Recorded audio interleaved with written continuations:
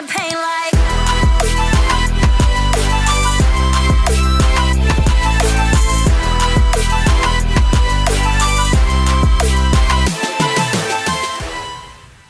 Hey guys, dearyoongi here, and welcome back to my channel. If you have been here before, you may be familiar with my mini-series looking at the different ways in which K-pop companies are trying to take all our money. In one of these videos, we looked in particular at how companies use albums to do this. However, I recently saw an article written by Lee J. Lim for Korea Jungang Daily, titled K-pop CD Exports Decline for the First Time in 9 Years. In today's video, I thought it would be really interesting for us to actually look at this article and these statistics before exploring what I think some of the reasons for the drop in K-pop album exports could actually be. And I would also love to hear what you guys personally think the reason might be in the comments. So first of all, let's start by looking at the statistics outlined in Lee J. Lim's article. The article highlights that according to data from the Korea Customs Service, from January to June 2024, we have seen a decline in export volume of audio-related products,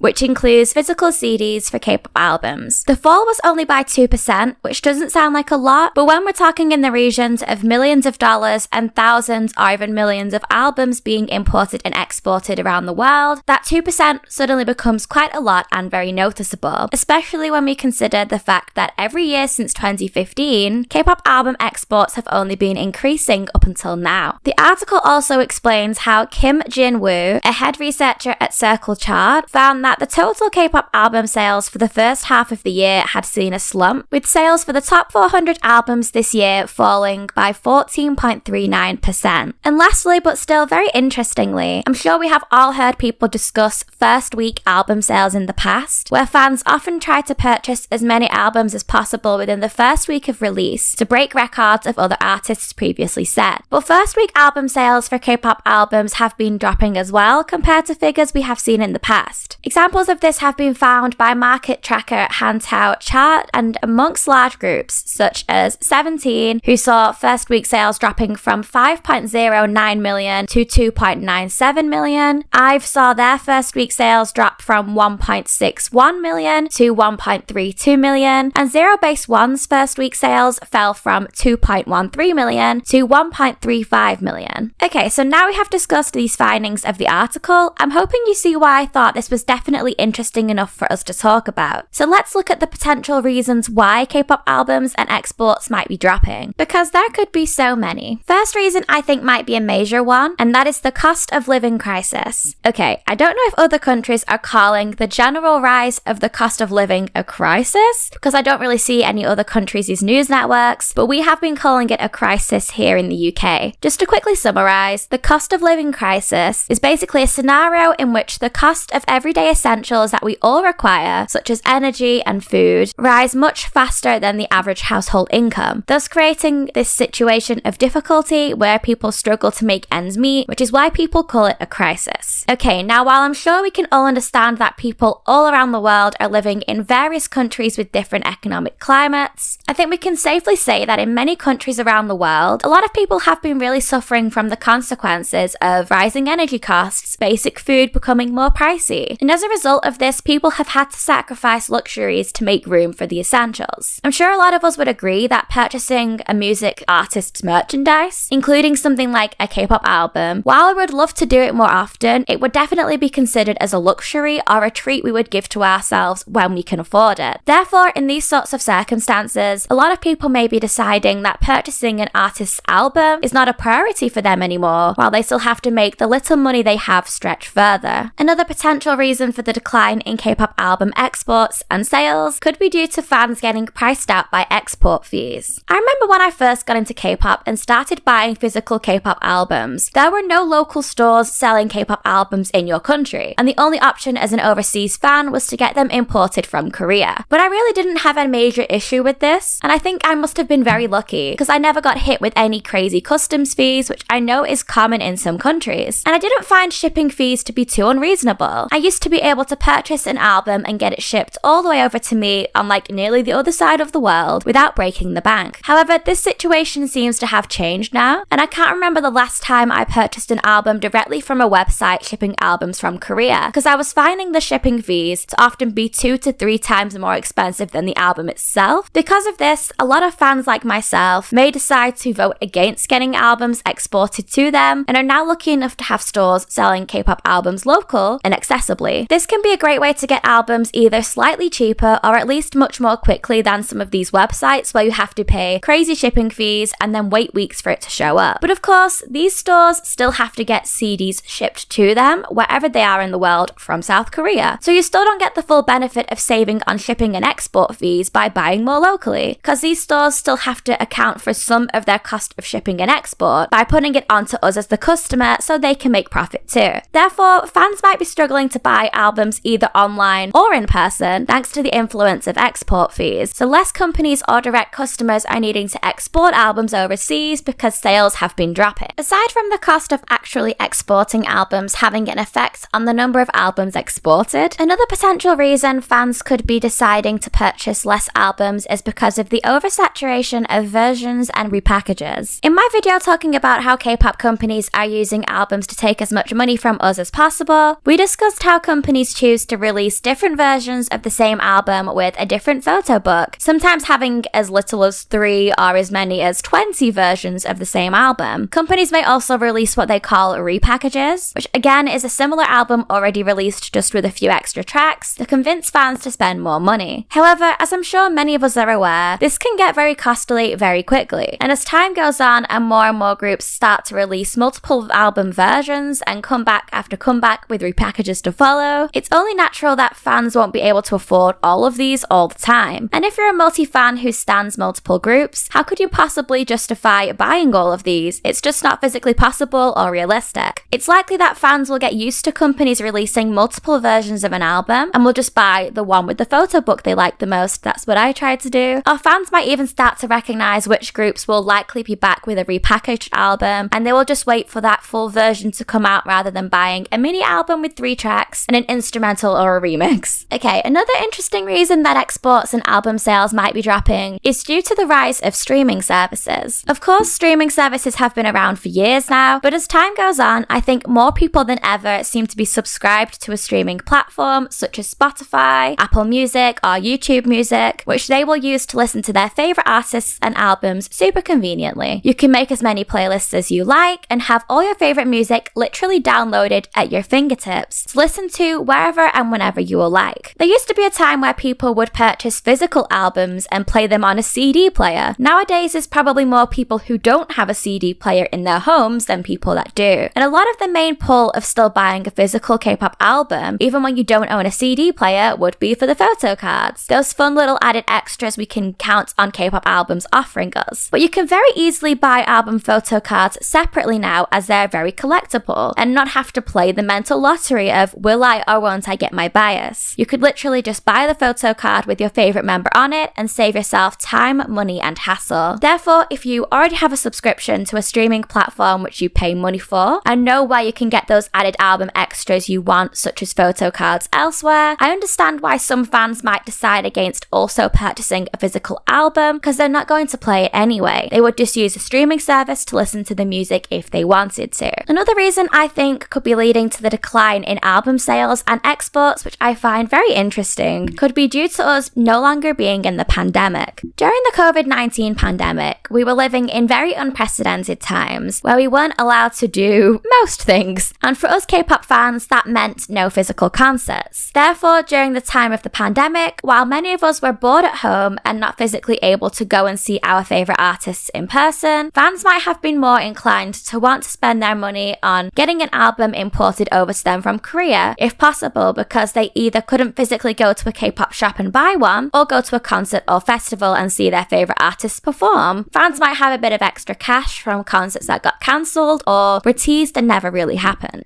Now that we're kind of back to normality, whatever that means, and K-pop concerts and festivals are back, fans are able to go and see their favorite artists live if they want to now. In fact, I think a lot of K-pop fans are now kind of on guard at all times because our favorite artists or groups could literally drop tour dates any second because they weren't able to for so long, and now companies want to try and make back any money they lost during the pandemic, which is kind of terrifying for our bank accounts. Therefore, a lot of fans may now be much more cautious with how they're spending their money on things such as K-pop merchandise, and may rather put their money aside to be prepared just in case an artist they like does announce a tour, just to make sure they can afford to not only go but have the best experience possible while there, because we missed out for so long during the pandemic. We wouldn't want to miss out now when the opportunity does arise, if at all. If you're a European carrot like me, then let's not get our hopes up. Maybe just treat yourself and buy that album if you want to. Okay, one last reason I had to include because I wanted to start the conversation. Could we potentially be seeing a decrease in global K-pop album exports and sales because one of the biggest K-pop artists in the world and biggest album sellers are currently in the military?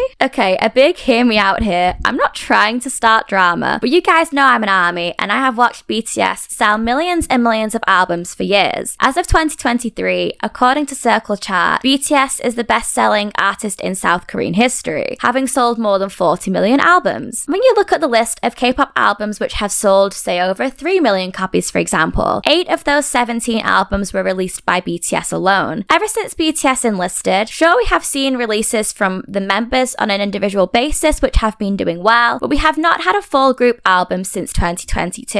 And it wouldn't surprise me if this is contributing to a drop in fans overseas having an album imported in. So while this idea crossed my mind and I was debating even including it in the video because I didn't want people to yell at me and call me a crazy army, I simply googled the phrase, "Why are K-pop album sales dropping?" to see what the internet was thinking about this topic, and believe it or not, I'm 100% serious. This was the first article that came up in my Google search results. An article titled, "BTS's members' military enlistment reportedly influenced the decrease in K-pop album sales by 9.4 million copies in the first half of 2024. An article published by Sportskeeda. And it made me think, maybe I'm not the only one who feels like they noticed BTS's absence in the K-pop world. On July 4th, the Korea Times reported that the Korea Music Content Association revealed an analysis which showcased a decline in K-pop album sales and reportedly listed Jimin and Suga of BTS's enlistments as one of the potential reasons for this. Why particularly Jimin and Suga? Well, Jimin released his solo album Face in March 2023, and Suga released his album D-Day in April 2023, both albums which sold over 1 million copies each in the first half of 2023 alone. Those millions of album sales would definitely have contributed to the number of albums sold last year, and therefore the absence of those sales and artists such as BTS and the members selling albums in their millions, of course, also would be noticed in a decline in album sales, because those aren't just small numbers that we would easily dismiss in our statistics, but much larger ones that are now obviously missing. I absolutely want to hear your thoughts on that one.